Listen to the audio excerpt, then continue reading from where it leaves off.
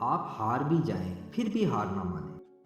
ہر کوشش آپ کی ہمت کا امتحان لیتی ہے۔ آپ میں اس کام کو کرنے کی مکمل صلاحیت موجود ہوتی ہے جسے آپ سمجھ رہے ہوتے ہیں کہ یہ نہیں ہو سکے گا۔